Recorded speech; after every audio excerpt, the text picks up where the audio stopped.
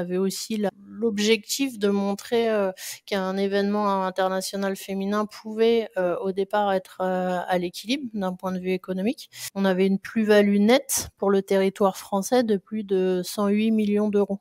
Laboratoire Elvis et qui nous a accompagnés sur tout le côté social. Et c'est l'étude la plus compliquée à faire parce que ce qu'on a voulu faire, c'est une cartographie de la situation justement du sport féminin, notamment dans les villes hautes avant la compétition. Hello, c'est Vanessa. Cela fait maintenant 6 ans que je suis créatrice de contenu dans le sport. J'ai ainsi construit une communauté de près de 400 000 professionnels et fans de sport. Bienvenue sur le podcast Champions du Digital, le podcast qui met en lumière les championnes et champions qui œuvrent dans l'ombre pour façonner le sport d'aujourd'hui et écrire le sport de demain. Dans ce podcast, vous retrouverez des interviews de professionnels qui apportent des réponses concrètes à un sujet tendance dans l'industrie du sport. Fan expérience, social media, Web3, e-sport, que vous soyez entrepreneur, professionnel ou bien étudiant, ce podcast est fait pour vous. Vous retrouverez également des épisodes courts qui mettent en lumière l'histoire inspirante d'une activation, d'un club, d'un entrepreneur ou d'une start-up. Enfin, si vous êtes étudiant ou étudiante ou en reconversion dans le milieu du sport, vous cherchez votre voie, sachez que des épisodes seront dédiés aux métiers et parcours. En parallèle de cela, je suis aussi consultante en social media dans le sport avec une spécialité sur TikTok. Salut Delphine, merci d'avoir accepté mon invitation dans ce podcast Champion du Digital pour parler de ton sujet de prédilection, la RSE dans le sport. Bonsoir. Alors, si je me trompe pas, tu t'es lancé il y a à peu près 2 ans à ton compte pour accompagner des acteurs du sport sur les sujets de RSE. Est-ce que tu pourrais te présenter ? Alors, j'ai 41 ans et j'ai à peu près une vingtaine d'années d'expérience au compteur dans le milieu sportif, au départ principalement dans les secteurs de la communication et de l'événementiel pour les instances fédérales. Puis j'ai bifurqué sur les grands événements sportifs depuis 2015 où je suis principalement les sujets impact et d'héritage de ces événements. Tu as travaillé notamment sur l'Euro 2016 et ensuite la Coupe du monde féminine, effectivement, où j'étais responsable RSE de la compétition. Est-ce que tu pourrais nous donner ta définition de la RSE ? RSE, ça veut dire responsabilité sociétale des entreprises. Donc pour moi, ça place l'organisation au niveau de ses responsabilités, qu'elle soit consciente qu'elle a un impact environnemental, économique et social lorsqu'elle prend des décisions et qu'elle met en place au quotidien l'ensemble de ses opérations.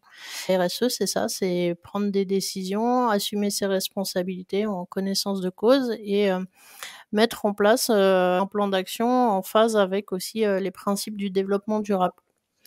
Okay. L'objectif de cet épisode, c'est de voir concrètement quel impact peut avoir une politique RSE d'une organisation sportive sur la société. Est-ce que tu pourrais nous partager quelques actions RSE qui ont été mises en place, notamment lors de la Coupe du monde féminine de foot en France en 2019, mais aussi comment vous avez mesuré l'impact de vos actions ? Quel type d'indicateurs vous avez utilisé, par exemple ? Oui, bien sûr, nous, on a travaillé principalement avec les villes hautes de la compétition pour construire un plan d'action qui s'étalait sur toute l'année qui précédait notamment la compétition, où on a beaucoup travaillé sur le sujet de la place de la femme dans le sport, donc au niveau de son accessibilité à la pratique. Alors, on pouvait discuter avec les villes sur leurs projets de construction, de rénovation de stades, les interroger aussi sur la façon dont ils attribuaient leurs subventions financières, comment ils encourageaient les clubs à s'engager dans la féminisation de leurs pratiques. On a aussi beaucoup travaillé sur le langage, comment on parle aussi du sport pratiqué par les femmes. Il y avait à l'époque, en 2019, une gêne, on va dire, des journalistes sportifs ou des consultants qui parlaient du sport pratiqué par les femmes, puisqu'ils ne savaient pas en fait quel terme utiliser sans que cela entraîne des réactions sur les réseaux sociaux. Donc on a traité ce sujet avec des grammairiens, avec des journalistes, pour pouvoir fournir aux journalistes francophones un lexique de langage pour le sport pratiqué par les femmes en France. Typiquement, pourquoi utiliser plutôt le mot entraîneuse que entraîneure, sélectionneuse que sélectionneur. Voilà, on a abordé un petit peu ces sujets qui n'étaient pas forcément vus du grand public. On a aussi beaucoup travaillé sur l'accessibilité des femmes à des postes de direction dans l'organisation de l'événement, puisque on a beaucoup de femmes qui sont engagées dans l'événementiel, mais il y en avait pas beaucoup à des postes de direction pour de telles compétitions.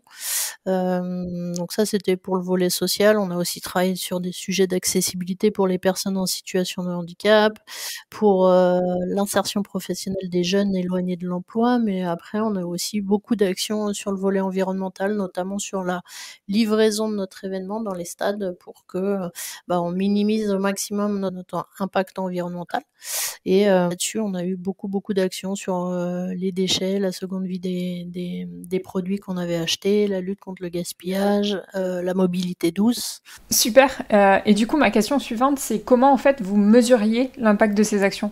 Tu vois, par exemple, sur la féminisation du sport, est-ce qu'il y avait des reportings qui étaient faits? Comment ça fonctionnait? Ouais, effectivement, ça c'est un point essentiel dans la RSE. C'est vraiment, un processus d'amélioration continue qui est mis en place dans le système de management, de l'organisation et donc, pour pouvoir, savoir si nos actions fonctionnent, il y a bien sûr tout un système de reporting et de surveillance à avoir et donc on a défini 2 niveaux en fait, d'indicateurs. Il y avait des indicateurs un peu plus internes, qui nous permettaient de suivre, l'impact au quotidien, de nos actions, mais on a aussi réalisé, une étude d'impact, environnemental, économique et social de la compétition et pour ça, on s'est fait accompagner par le cabinet Utopie, et l'université de Lyon qui a un laboratoire de recherche qui s'appelle, le laboratoire Elvis et qui nous a accompagnés sur tout le côté social et c'est l'étude la plus compliquée à faire parce que, ce qu'on a voulu faire, c'est, une cartographie de la situation justement du sport féminin, notamment dans les villes hautes avant la compétition. On a refait un questionnaire, post-compétition, mais, peut-être un mois après, la finale, pour voir, comment notamment en termes de notoriété, comme ça avait pu, la compétition avait pu faire évoluer les mentalités et on a refait ce questionnaire un an après. La difficulté est que, 1 an après, on était en plein covid et Ah oui. donc, il y a forcément, l'étude d'impact, en lien, avec nos sujets était un peu faussée malheureusement, mais voilà, ce qui serait intéressant, c'est de pouvoir repasser un petit peu ces types de questionnaires, effectivement 5 ans, voire 10 ans après, pour, voir si, le travail effectué au moins dans les villes hôtes, là où on investit le plus, est durable. Il y a 1,12 milliard de téléspectateurs qui ont suivi les retransmissions officielles de la Coupe du Monde féminine en 2019 sur les différentes plateformes. C'était vraiment un record d'audience pour la compétition. Par exemple, France-Brésil, en huitième de finale, ça avait rassemblé plus de 12 millions de téléspectateurs sur Canal et TF1. Est-ce que, au niveau de la compétition, tu aurais des chiffres marquants à nous partager sur l'impact au niveau des villes hautes, par exemple? Peut-être le chiffre le plus marquant, c'est, celui de l'impact, économique, puisque Mhm. nous, on avait aussi l'objectif de montrer, qu'un événement international féminin pouvait, au départ être, à l'équilibre d'un point de vue économique et là, on a vu l'engouement que l'événement a suscité. On a réussi à calculer qu'on avait une plus-value nette pour le territoire français de plus de 108 millions d'euros. En gros, sans cet événement-là, ces 108 millions d'euros auraient pas été injectés dans l'économie française et c'est la première fois qu'un événement féminin sportif, était positif donc ça, c'est un chiffre qu'on a aussi, assez souvent en tête. Après, j'ai aussi le pendant environnemental puisque c'est un sujet qui monte, hein, dans le milieu sportif actuellement et on parle beaucoup des émissions de gaz à effet de serre, de la dernière coupe du monde au Qatar, et qui, en fonction des études, varient entre 3,5 millions de tonnes et 7 millions.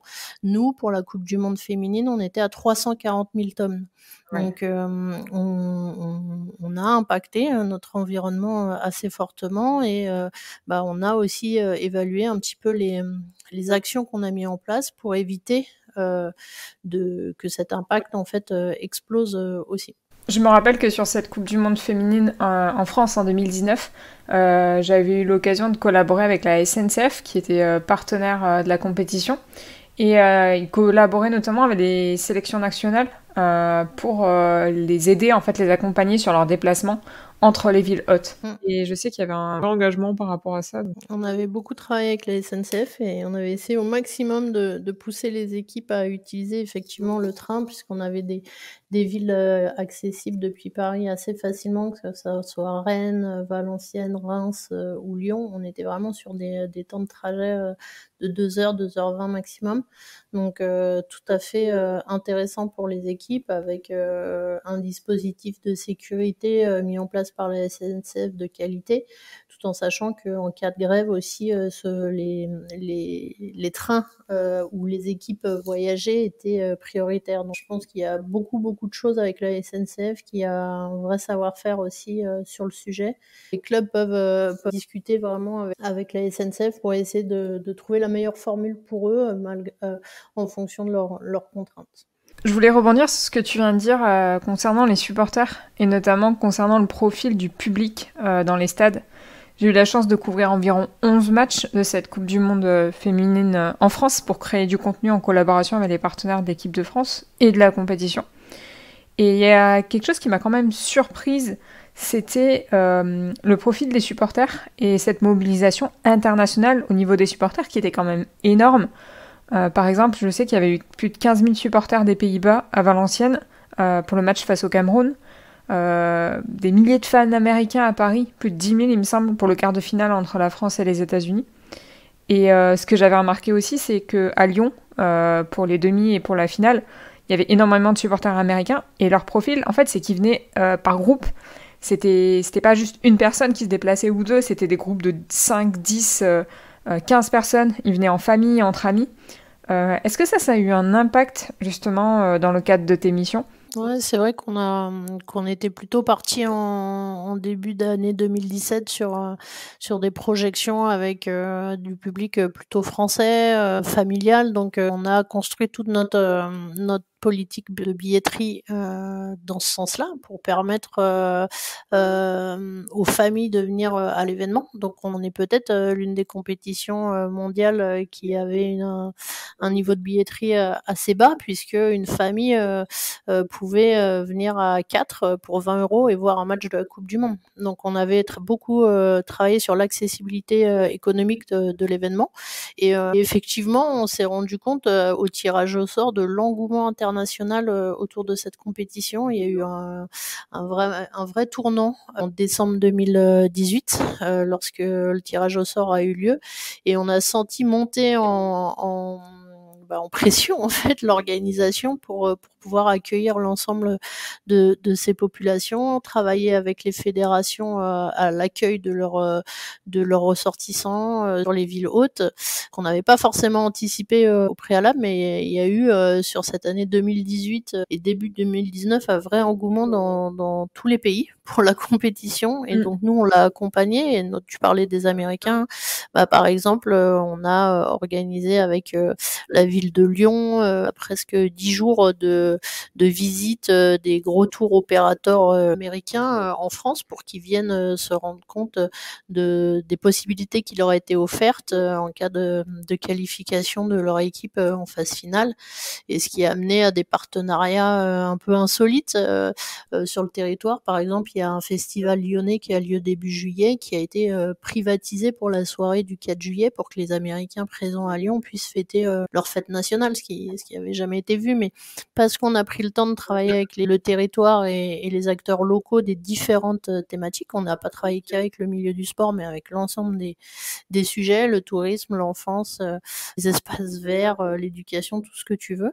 Et on a réussi à mettre toutes les chances de notre côté pour que l'accueil se fasse de la meilleure des façons, et que le public étranger notamment puisse garder un bon souvenir de leur séjour en France. Et c'est ce qui a joué après en termes d'ambiance dans les stades. Et puis le public français aussi, qui est venu en nombre, qui s'est mobilisé, a pu vivre quelque chose vraiment d'extraordinaire. Les ambiances partout en France, dans tous les stades, en fait, étaient top, quoi. C'est vrai que pour avoir suivi 11 matchs, et notamment tous les matchs de l'équipe de France, franchement, les Américains, ils mettaient une ambiance quand même extraordinaire. Et puis c'était vraiment un public très familial qu'on retrouve dans le football féminin. Il y a une bonne ambiance. Je me rappelle justement qu'il y avait beaucoup de supporters américains à Lyon et ça m'avait vraiment impressionné. À Lyon, je crois qu'il y avait à peu près 70 000 Américains qui sont restés, qui étaient présents sur la semaine là entre les demi-finales et la finale. Donc c'est pour te montrer que il y a Incroyable. l'impact local que la qualification de l'équipe américaine en demi-finale a eu, quoi. On va rester sur cet exemple qui est super intéressant de la Coupe du Monde féminine en France. J'aurais une question par rapport au partenariat. Alors je sais que c'est pas ton sujet principal, mais est-ce que tu as vu évoluer les objectifs des partenaires qui se sont associés à la Coupe du Monde féminine en France? Ce que je veux dire par là, c'est que avant 2019, on se rendait compte que les objectifs d'une marque qui s'associe à une équipe féminine de foot ou à une compétition féminine, ça portait surtout sur la notion d'image, de soutien, de visibilité, de cette dimension RSE. Mais ce que j'ai l'impression, c'est qu'il y a eu un peu un tournant avec cette Coupe du Monde féminine en France sur l'approche des marques en fait vis-à-vis du football féminin. Je vais prendre l'exemple d'Arkema. Il me semble qu'ils avaient aussi des objectifs de recrutement, de féminisation des effectifs, si je ne me trompe pas. Pour certaines marques, ça pouvait être de viser de nouveaux publics, d'autres de s'internationaliser. Est-ce que tu as vu cette évolution-là dans l'approche des marques par rapport au partenariat avec la Coupe du Monde féminine? Ouais, on était très proche de l'équipe, dirigée par, Kevin Hazan, là, au niveau des partenariats parce que, en fait, le cœur, du projet de la candidature française était justement d'avoir une coupe du monde à impact pour aider, le foot féminin, français à passer une étape supplémentaire dans sa structuration. On discutait beaucoup et clairement, là, l'exemple d'Arkema, que tu cites, c'est, l'un des bons exemples, hein, qui se sont associés à l'événement pour, justement, prendre la parole sur, la place de la femme dans leur secteur d'activité, puisque c'est un secteur, encore très masculin et eux, ils voulaient s'appuyer clairement sur cet événement-là pour recruter, des femmes, pour leur entreprise et motiver les femmes, qui étaient déjà au sein d'Arkema à s'engager encore plus, en tout cas, faire passer des messages comme quoi, le secteur d'activité croyait dans les compétences des femmes et donc c'est vrai que Arkema est arrivé, au foot féminin par la coupe du monde féminine et cette expérience-là, engouement si tu parlais un petit comme quoi le foot féminin, c'est un peu différent en termes d'ambiance, mais cette ambiance-là, ils se sont vraiment pris au jeu et par la suite qu'ils ont décidé de devenir le Neymar, du championnat, féminin et grâce à eux, on a eu quand même de l'argent supplémentaire pour les clubs, même si on espère, que ce championnat se structure encore plus, C'est clair. la compétition a amené, vraiment les sponsors à voir autrement, football féminin. Il y en a qui s'étaient un peu investis, parce que c'est des gros partenaires, traditionnels, du sport français, globalement, mais ils ont tous, investi la compétition avec, des enjeux autres que de visibilité ou de notoriété et ils se sont engagés, un peu tous sur des sujets sociaux ou environnementaux qu'on souhaitait porter et ils ont vraiment joué un jeu, pour nous aider à faire avancer, nos objectifs, responsables justement, qu'on voulait atteindre lors de cette compétition, quoi. Il y a une étude qui avait été faite par Havas en 2020, il me semble, qui s'appelle Meaningful Passion. Mon accent anglais est terrible. Ils avaient réalisé cette étude sur le profil des supporters, des fans de sport, et sur les nouveaux modes de consommation des fans, des spectateurs, etc. Et en fait, dans cette étude, il y a un chiffre qui est que 69% des personnes interrogées seraient prêtes à limiter leurs sorties liées au sport pour réduire leur impact écologique. À côté de ça, il y a aussi la génération Z, donc qui sont nés entre 97 et 2010, qui consomment différemment le sport. Ils vont peut-être moins se déplacer, plus consommer les écrans. Comment tu penses qu'on peut attirer cette génération dans les stades, cette génération qui est très engagée et qui a en même temps du mal à se déplacer? Comment faire pour les fidéliser? Il y a vraiment, je pense que c'est vraiment l'expérience qu'on peut leur, proposer, lorsqu'ils viennent dans les stades et c'est là où il faut qu'on progresse, quoi. Faut pas oublier que le spectacle sur le terrain est clé. On propose un spectacle sportif avant tout et après il faut que, on puisse, avoir une expérience, entre le départ de chez nous et jusqu'à notre place dans le stade, facile d'accès, avec des choses, qui vont nous marquer en fait, qui vont nous apporter cette émotion qu'on vient rechercher, pour, partager, l'ambiance, du stade. Sinon effectivement, il y a pas d'intérêt à aller au stade si on peut regarder le match à la télé. Mais ce qui est plaisant dans le stade, c'est justement, toute cette ambiance, les chants des supporters, le fait de pouvoir rencontrer des gens avec qui on va parler dans le tram, qu'on n'aurait jamais rencontrés, mais comme, en fait la passion du foot, par exemple, nous rassemble. Voilà, il y a plein de choses. Je pense qu'il faut vraiment qu'on arrive à faciliter, tout ça.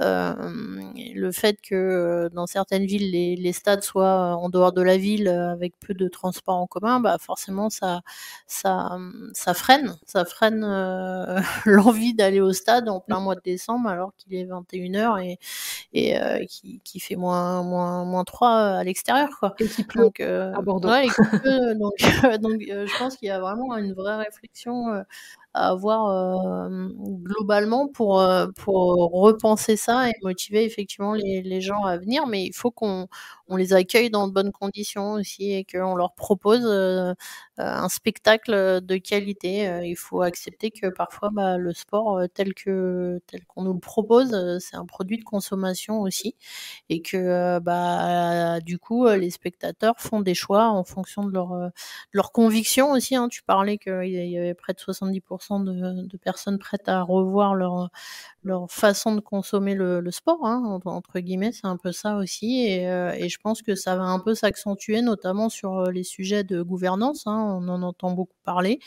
Je pense que voilà, les gens ont besoin de savoir qu'ils s'associent ou qu'ils vont consommer, du sport, qui est éthiquement, correct, qui s'engage et qui va pas, dans des excès, dans de grands excès, quoi. En tout cas, en Europe, c'est la tendance, quoi. C'est de se dire, il faut que l'équipe que je supporte ou en tout cas, l'événement dans lequel je vais, soit, aligné avec, mes convictions et mes valeurs, celles que j'ai au quotidien, quoi. Alors, un autre chiffre qui vient de cette étude Havas CSA, d'ailleurs je vais vous mettre le lien dans l'épisode, dans la description, comme ça vous pourrez consulter l'étude. 2/3 des fans de sport sont prêts à boycotter un événement sans engagement écologique. Ouais, c'est assez fort. On a vu le sujet qui est sorti, hein, avec la Coupe du monde au Qatar. Voilà, il y a des gens qui ont décidé de pas regarder, en tout cas de pas, s'associer, à tout le marketing qui avait été mis autour, de cette compétition, puisque ces discours, ils n'étaient pas en phase avec les valeurs qu'on veut porter et que le sport doit porter, quoi. Un mouvement, qui se met en place petit à petit, dont on entendra parler, de plus en plus sur les gros événements. Et de toute façon, tout est en train aussi de se mettre en place, en termes de législation pour pousser les organisateurs d'événements à intégrer, ces réflexes, éco-responsables, puisque, on l'a vu avec, la pandémie, l'événement, culturel sportif, s'est arrêté. Donc on a considéré que c'était pas forcément, des moments de vie, indispensables quand on traverse de grosses crises. Donc que notre secteur d'activité, se poursuive et soit pérenne, il va falloir qu'il soit en phase avec les nouveaux enjeux, la prise en compte, des enjeux climatiques, est clé, puisque, on a notamment des rapports, récents qui prouvent clairement, le lien entre, réchauffement, climatique et pratiques sportives. Ouais. Et qui nous alertent sur le fait que si on n'est pas en capacité de mieux maîtriser, nos émissions de gaz à effet de serre, en tout cas notre impact environnemental, petit à petit, on aura, moins de temps de pratique, parce qu'il fera plus chaud, il fera plus froid, les terrains seront plus accessibles parce qu'inondés. C'est un peu tout le monde qui doit, faire ce lien-là. Et donc les événements, forcément, tous les sports sont obligés d'être conscients qu'ils ont une responsabilité, dès maintenant à agir, sur ces sujets-là. J'avais une autre question pour toi, toujours par rapport à cette génération Z. J'ai lu que c'était la plus grande génération de l'histoire. Et il y a un point qui est très important par rapport à cette génération, c'est l'engagement sociétal. Mais il faut aussi savoir que, par exemple, dans le milieu du foot, on a l'exemple avec le départ de Cristiano Ronaldo du Real Madrid vers la Juventus de Turin. On sait que le Real a perdu plein d'abonnés et la Juve en a pris plein. En fait, ces générations-là, elles sont de plus en plus à suivre des athlètes plutôt que des clubs. Dans quelle mesure les athlètes, ils ont un rôle à jouer? Alors, je parle des athlètes de haut niveau qui ont des communautés énormes.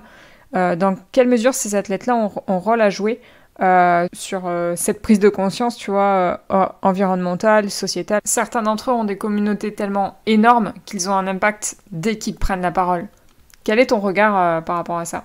Ouais, va falloir que les athlètes intègrent cette responsabilité d'être ambassadeur en fait d'une génération. On attend de lui effectivement qu'il soit en phase avec les sujets, en tout cas qu'il se positionne dessus. Bien sûr, sa priorité, c'est d'être performant, sur les terrains, mais on peut pas, ils peuvent pas, quand ils ont des communautés de plusieurs millions, d'abonnés, mettre de côté, certains sujets. Je sais que ça en gêne, beaucoup, mais on peut pas avoir que les côtés, positifs de la notoriété. Il y a cette responsabilité qui est liée, en fait, à la notoriété et au fait que, ils soient des stars du foot et qui, gagnent bien leur vie, pour leur carrière. Ils ont beaucoup travaillé pour y arriver et comme c'est une économie, ils méritent, ce qu'ils gagnent, mais ils peuvent pas, se dédouaner, totalement, de la responsabilité que, leur parole peut avoir sur un grand nombre de personnes et on l'a vu, dernièrement avec plusieurs, bad buzz, hein. Ça s'enflamme très vite et donc il faut aussi que les clubs et que toutes les personnes qui accompagnent, ces athlètes, les informent de ces nouvelles tendances. Ils sont souvent très informés des nouvelles tendances, marketing, et tout et maintenant, les tendances environnementales, sont aussi, importantes et peuvent avoir, un impact fort sur leur notoriété en cas de mauvaise, interprétation ou en tout cas un mauvais, message, diffusé sur les réseaux.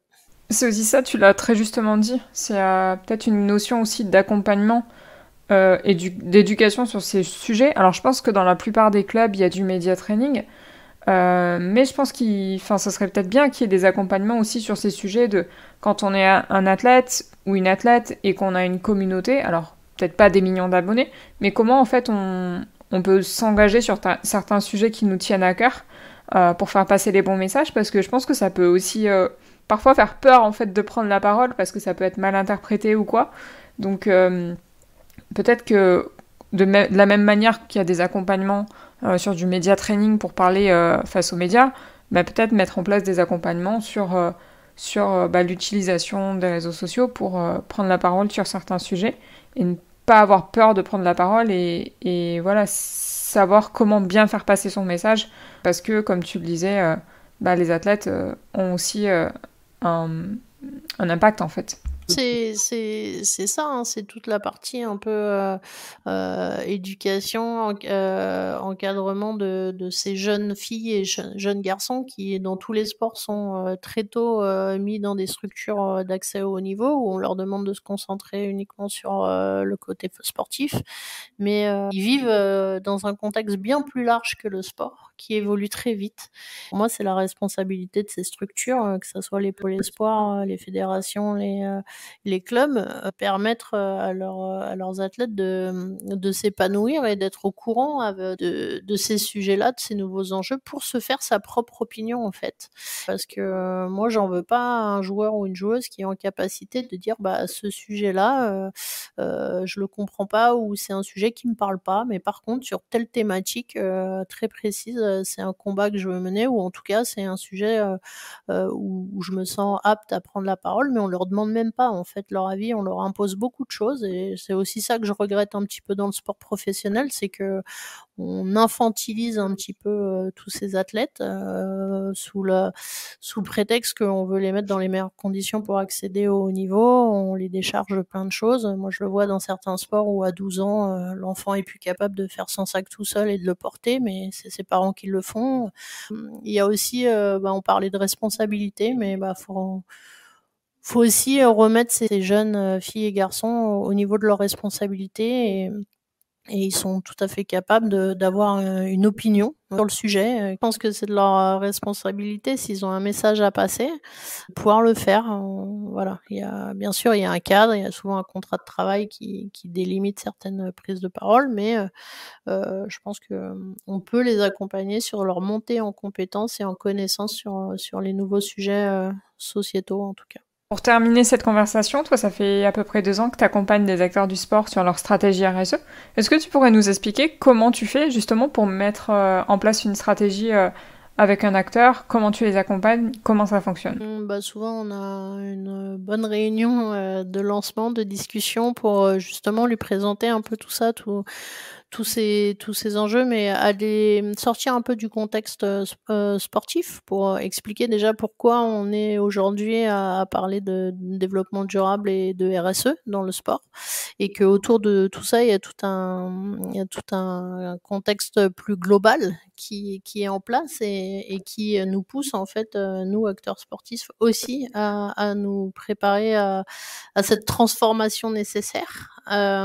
Donc ça, c'est pour présenter un peu le contexte un peu plus global, et après on va plus se concentrer forcément sur l'organisation pour déterminer toute une phase de diagnostic avec l'étude notamment des parties prenantes. On va aussi apprendre au club et à l'organisation à s'ouvrir. Souvent, les organisations sportives sont très centrées sur leurs propres objectifs, qu'ils soient sportifs, économiques, mais pas vraiment sur les attentes de leur écosystème, et pourtant ils en ont souvent un très nombreux avec des parties prenantes très diverses. Ça peut être des institutionnels, des privés avec des sponsors, ça peut être des parents, des enfants, vraiment des médias aussi, et souvent ils se parlent peu en fait. En tout cas, souvent quand le club parle à une de ses cibles, c'est toujours dans un sens.